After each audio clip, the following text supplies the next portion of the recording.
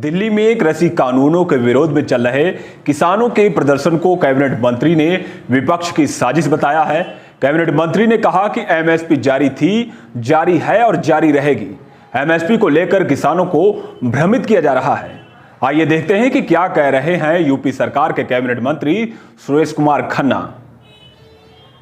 किसानों को भ्रमित किया जा रहा है।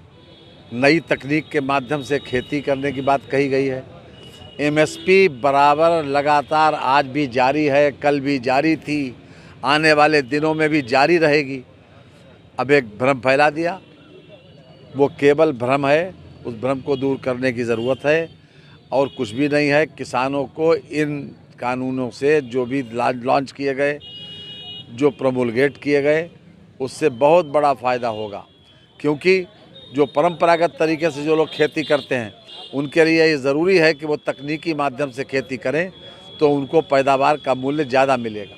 अगर तकनीकी तरीके से हर चीज़ का इस्तेमाल किया जाए तकनीक का, तो लागत भी कम आएगी और मूल्य भी ज़्यादा मिलेगा। इसलिए और जो क्वालिटी होगी फसल की वो भी बेहतर होगी। तो केंद्र ने तो हर तरीके से इस बात के लिए रास्ता प्रशस्त किया कि हम किसानों की आमदनी को दूना करेंगे, उसी दिशा में चल रहे हैं।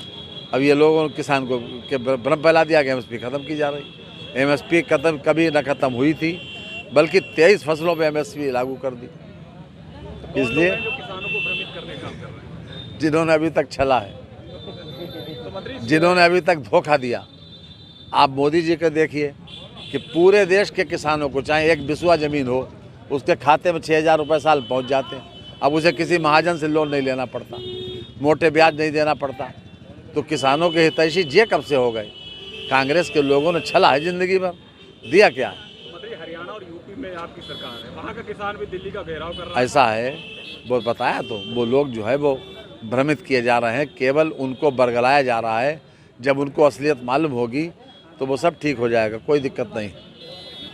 वहीं सपा जिला अध्यक्ष तनवीर खान ने भी यूपी के कैबिनेट मंत्री पर पलटवार करते हुए कहा है कि एमएसपी की तो बात ही छोड़िए, सरकार द्वारा निर्धारित की गई एमएसपी से आधे दामों में किसानों का धान खरीदा जा रहा है। किसान बिचौलियों के हाथों में औने पौने दामों में धान की फसल बेचने को मजबूर है और किसान का लगातार शोषण किया जा रहा है। किसान आत्महत्या करने को मजबूर हैं।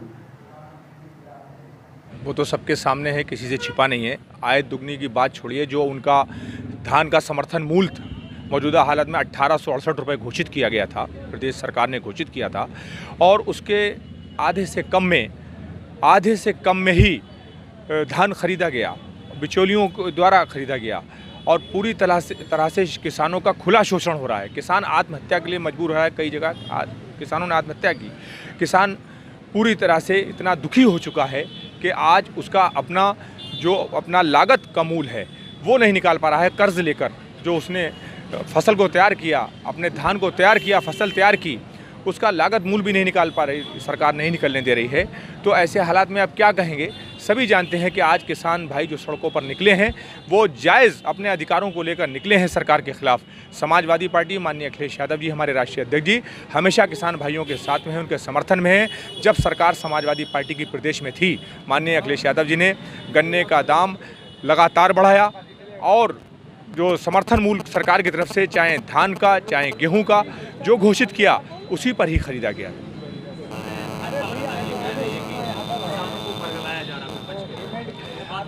बलगलाने की बात ही नहीं है। किसान भी जान रहा है, आवाम भी जान रही है। इसमें क्या कहने वाली हालात उनके दिल से पूछिए जो उन पर गुजर रही है।